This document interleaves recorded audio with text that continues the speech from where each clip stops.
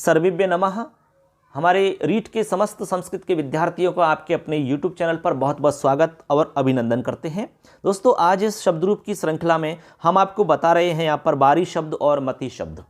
Complete जानकारी मिलने वाली है आपको कैसे याद करना है, ठीक है, कहाँ से प्रश्न आते हैं और पिछले जितने भी संस्कृत के पेपर हुए हैं, चाहे वो रीट का है, सी-टेट का है, एस-टेट का है, सेकंड ग्रेड, फर्स्ट ग्रेड, आपका कोई सा भी है, उनमें इन शब्द रूपों में से कौन से सवाल पूछे गए हैं और किस तरह से उनको हमें समझना होता है, अक्सर हम कहाँ पर गलती कर देते हैं, ये सारी बात आपको यहाँ पर बताई जाएंगी। एक बार देख लिया तो गलती कभी दोबारा नहीं हो सकती आपसे, तो पूरा देखना, इसको अपने दोस्तों को शेयर करना, चैनल को सब्सक्राइब कर देना और कोई सवाल रहता है तो आप कमेंट में हमें बता सकते हैं। दोस्तों चलिए शुरू करते हैं।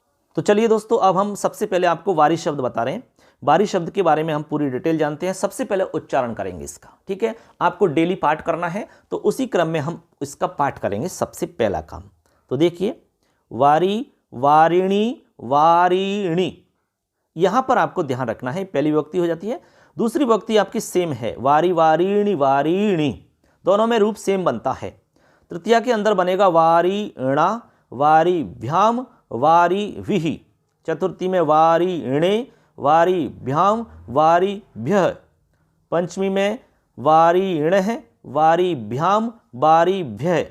षष्ठी में वारिणः, वारिणोः, वारिणाम। सप्तमी में वारिणी, वारिणोः, वारिषु। और संबोधन में हे वारे या हे वारी दोनों बनते हैं, हे वारिणी, हे वारिणी, ऐसे आपका रूप आपको उच्चारण करना है, ठीक है। अब आप पाठ कर सकते हैं, जल्दी जल्दी कर सकते हैं, लेकिन दोस्तों आपको ध्यान रखने की आवश्यकता कहां पर है वो समझ लो। जहां से एग्जाम में प्रश्न आएगा वो जगह मैं आपको बता रहा हूं, निश्चित रूप से आप पेपर में मिला लेना, इसी जगह से पेपर में प्रश्न आएगा जो मैं बता रहा हूं। देखिए, सबसे पहले हम बता रहे हैं आपको, देखो पहली विभक्ति है, प्रथमा विभक्ति के अंदर से जो सवाल आपका बनेगा वो निश्चित रूप से यहां से बनेगा। दोस्तों ये देख लीजिए, प्रथमा और द्वितीय विभक्ति दोनों विभक्ति हैं, यहां से आपका गारंटी से सवाल आएगा। देखो ये वाले सवाल हैं, इन दोनों को आपको फोकस करना है, अच्छे से समझ लो क्या मामला है इनमें। जैसे मान लो कि एग्जाम में सवाल आया कि वारी शब्द से प्रथमा द्विवचने किम रूपम, प्रथमा द्विवचने किम रूपम, तो आपको ध्यान रखना है, एक छोटा सा बारीक सा अंतर है। यहां पर देखो आपका रूप बनेगा वारिणी, वारिणी, यानी कि वारी में जो रे है इसमें तो छोटी ई की मात्रा आएगी और णे में दीर्घ ई आएगी। ये आपको ध्यान रखने की बात है विशेष, क्योंकि एग्जाम में हम इतना नहीं सोच पाते हैं, हम निश्चित रूप से गलती कर देते हैं, क्योंकि यहाँ पर द्विवचन में तो ऐसे बन रहा है और बहुवचन में आप इसका उल्टा हो रहा है। सेम ऐसे समझो आप, इसका उल्टा कैसे हो रहा है कि यहाँ पर पहले नंबर पे तो वारी, रे में छोटी ई की मात्रा है, तो इधर वाले में रे में आपकी दीर्घ मात्रा है, इधर णे में आपकी बड़ी मात्रा है और बहुवचन में छोटी मात्रा है, तो ये दोनों एक दूसरे के विपरीत मात्रा हैं, ऐसे आपको ध्यान रखना है। तो सबसे पहले द्विवचन में आपसे पूछा जा रहा है कि वारी शब्द द्विवचन का रूप क्या बनेगा, तो आपको जवाब देना है वारिणी, वारिणी। और बहुवचन का पूछा जाता है कि प्रथमा बहुवचने किम रूपम, तो उत्तर होगा वारिणी, वारिणी। आपकी यहाँ पर रे में दीर्घ ई आएगी। ये छोटी छोटी बातें हैं लेकिन यहाँ गलती होती है, इनको ज़्यादा फोकस करके याद रखना है। प्रथमा और द्वितीय विभक्ति में सेम कंडीशन है, ये एक जैसे रूप बनते हैं दोनों के अंदर, तो यहाँ से गारंटी से सवाल आपका आएगा, आप चाहे पेपर में मिला लेना। यदि यहाँ से कोई सवाल आया तो यहाँ से पूरी संभावना है कि निश्चित सवाल बनेगा, तो इसको आप ध्यान रखो। इसके बाद में है तृतीय विभक्ति के अंदर वारिणा, इसको ध्यान रख लेना। तीसरी विभक्ति में ये सवाल बहुत बार एग्जाम में आया है, पेपर में आया है, कैसे कि वारी शब्द से तृतीया एक वचने किम रूपम। अब ऑप्शन में दोस्तों ऐसा भी होता है वारी ना। अब हम देखते हैं कि यार हरी में हरिणा बनता है, करीना बनता है, ठीक है, और किसी किसी में आपका इस तरह बनता है, तो आप सोचोगे यार ये वारिना बनता होगा या वारिना बनता होगा, कंफ्यूज हो गई, तो निश्चित रूप से कंफ्यूज की स्थिति में आप इसको कर सकते हैं वारिना, तो गलत हो जाएगा। इसलिए ध्यान रखना है कि इसको नहीं करना है, कंफ्यूज की स्थिति में इसको कर सकते हैं ज़्यादातर स्टूडेंट, इसलिए ध्यान रखना है कि यहाँ पर ने नहीं होगा, अणे होगा, यहाँ पर अणे आएगा, अणे, इसलिए बनेगा वारिणा, वारिणा। ये ध्यान रख लेना, तृतीया के एक वचन में वारिणा बनेगा। क्या बनेगा? वारिणा। इधर है वारिभ्याम और वारी भी, ये वारी भी ऐसे बनेगा, विसर्ग आएगा, ध्यान रख लेना। इसके बाद में चतुर्थी एक वचन में वारिणे, ये भी आपका मोस्ट पॉइंट है, वारिणे। तो यहाँ पर वारिणे बनता है चतुर्थी में, यहाँ से सवाल आएगा आपका। इसके बाद में पंचमी और षष्ठी में सेम बनते हैं, वारिणः वारिणः। सवाल आ गया कि वारिणः इत्यत्र का विभक्ति, यहाँ पर कौन सी विभक्ति है? तो यहाँ पर पंचमी षष्ठी दोनों विभक्ति होती है। तो ऑप्शन में देख लेना कौन सा आ रखा है, तो वो आपको कर देना है, ठीक है ना। इसके बाद में देखो षष्ठी का रूप पूरा देखते हैं। षष्ठी में से आपको निश्चित सवाल बनता है, वारिणः वारिणोः वारिणाम। यहाँ पर मोस्ट है आपका षष्ठी का बहुवचन, क्योंकि यहाँ पर ध्यान रखना कि एक तो आपका देखो ऑप्शन में कभी ऐसा दे देते हैं, वो ऐसे वारिणाम, एक आपका ऐसे दे देते हैं, ऐसे, ठीक है ना, एक आपका ऐसे दे देते हैं, और एक में आपका ऐसे दे देते हैं, देखो वारिणाम। अब आपको पता है कि ये सारे ही गलत हैं, ये सारे ऑप्शन गलत हैं अभी, इसलिए आपको इसको बारीक तरीका से समझना है, बारीकी से आपको समझना है, बारीकी इसकी समझनी है आपको कि क्या है इसमें मामला। तो यहाँ पर दीर्घ ई आएगी और णा आएगा, वारिणाम, ऐसा रूप बनेगा आपका षष्ठी के बहुवचन में। क्या बनेगा? वारिणाम। ये आपको ध्यान रख लेना। इसके बाद में सप्तमी में चलते हैं। तो सप्तमी में आपको जो एक वचन का रूप है, ये बहुत बार एग्जाम में आ चुका है, सप्तमी एक वचने किम रूपम।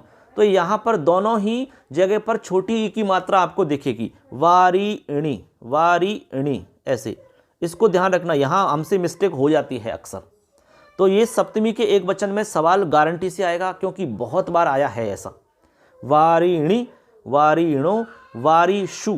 फिर सप्तमी के बहुवचन में आपको सवाल बनता है वारिषु, क्योंकि यहाँ पर श की गलती होती है हमसे, क्योंकि यहाँ पर कई बार हमसे दंत्य सकार दे के पूछ लिया जाता है, तो दंत्य सकार तो गलत माना जाता है, और यहाँ मूर्धन्य शकार एकदम शुद्ध होता है। तो आपको शुद्ध पहचानना है, मूर्धन्य शकार याद रखना है। अब संबोधन के अंदर दो रूप बनेंगे आपके, एक तो आपके हे वारे भी बनता है और हे बारी भी बनता है, दोनों बनते हैं, कोई इसमें दिक्कत नहीं है। देखिए यहाँ पर दोनों लिखे हुए हैं, हे वारे भी बन जाता है ये, और हे वारी भी बनता है, हे वारिणी हे वारिणी, ये बनते हैं आपके। तो हमने आपको वो जगह बताई है जहाँ से सवाल आएगा पेपर में। यदि वारी शब्द में से कोई सवाल पूछेगा तो मैं गारंटी दे सकता हूँ कि जो जगह मैंने बताई है वहाँ से सवाल निश्चित बनेगा आपका, पेपर में मिला लेना चाहे आप। तो इन जगहों को आप अच्छे से दिमाग में फिट कर लेना, पूरा रूप अच्छे से याद कर लेना, लेकिन ये जगह आप विशेष फोकस दे के याद करना कि यार मात्रा छोटी है कि बड़ी है, कि विसर्ग लगेगा कि नहीं लगेगा, न होगा कि ण होगा, से होगा कि श होगा, इनको ध्यान रखना आप। तो बस ये याद रखना आप, गलतियां यहीं पर होती हैं। शब्द रूप तो याद हो जाते हैं सबको, लेकिन फिर भी गलत हो जाते हैं, तो कारण यही है उसका। ठीक है दोस्तों, तो ऐसे करके हमारा वारी शब्द कंप्लीट हो जाता है। अब हम आगे बढ़ते हैं, हमारा लास्ट शब्द रूप है मति शब्द, मति यानी बुद्धि। ठीक है ना, तो मति शब्द को और समझ लेते हैं। ये हमारा स्त्रीलिंग का शब्द रूप है मति शब्द। चलिए दोस्तों, अब हम अगला हमारा शब्द रूप बता रहे हैं मति शब्द। मति शब्द हमारा लास्ट रूप है, मति यानी बुद्धि होती है हमारी। अब मति शब्द में भी बहुत सारी विशेष बातें हैं जहां पर परिवर्तन होता है।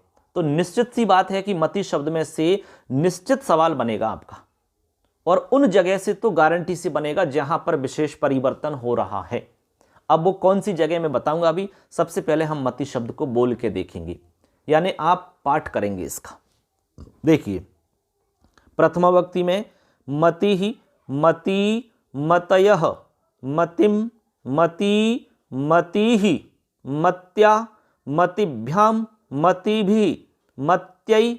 अब देखो, चतुर्थी के अंदर दो रूप मिलेंगे, मत्यै, एक तो मत्यै बनेगा, एक मतये। जैसे हरि में हरये बनता है ना, ऐसे यहां पर मतये। मतिभ्याम, मतिभ्य। फिर पंचमी में दो रूप बनेंगे, मत्याह, मतेहे, मतिभ्याम, मतिभ्य।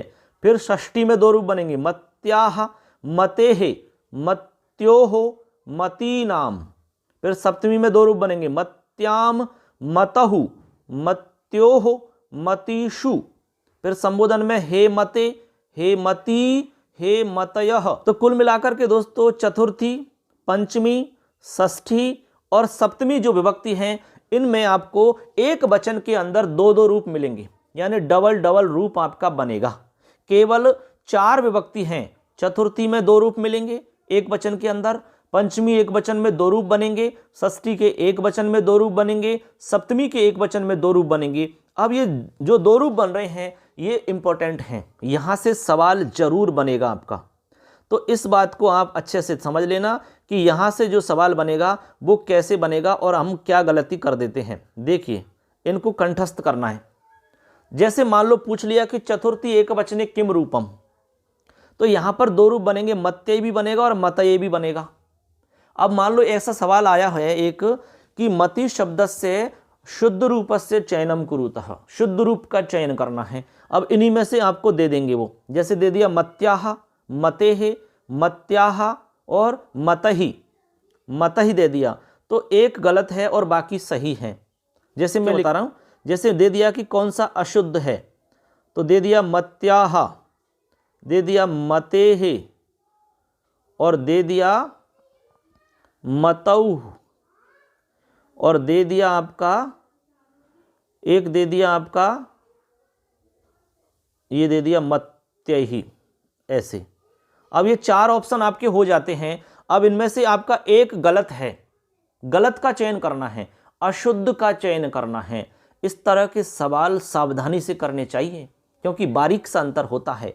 आपको पता है मत्याह करेक्ट है, मतेहे बिल्कुल करेक्ट है, मतौ, अब यहाँ मतहु विसर्ग लग रहे हैं, विसर्ग नहीं होते तो ये भी करेक्ट था और मत्य तो है ही करेक्ट, तो ये वाला आपका अशुद्ध है, विसर्ग लगने के कारण अशुद्ध हो गया।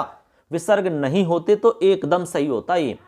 देखो सप्तमी के आपके एक वचन में मतौ बन रहा है मतहु, लेकिन मतौ में विसर्ग नहीं है, मतौ है ये मतौ, लेकिन यहाँ हमने मतहु विसर्ग लगा दिया तो ये अशुद्ध रूप हो गया। ऐसे अशुद्ध का चयन करना होता है। इस तरह के सवाल पेपर में आते हैं, समझ गए बात को। ऐसे अब देखो शुरू से देखते हैं। प्रथम विभक्ति में मति ही, मति, मतयः, तो यहाँ से सवाल आया हुआ है बहुत बार, मति ही, तो यहाँ पर मति दीर्घ ई की मात्रा आएगी, इसको ध्यान रख लेना आप। तो ठीक है, कई बार क्या है गलती जल्दी जल्दी में हमसे गलती हो जाती है। जैसे पूछ लिया कि मति शब्द से प्रथमा द्विवचने किम रूपम, प्रथमा द्विवचने किम रूपम, और हमारे लिए दे दिया उन्होंने मतौ। तो आप सोचोगे हरि की तरह, जैसे राम की तरह राम है रामऊ, तो रामऊ बनता है तो मति का मतौ बन जाएगा, जल्दीबाजी में गलती हो जाती है, तो ये गड़बड़ है। तो इसका रूप बनेगा मति ऐसे, मति ऐसे, ठीक है।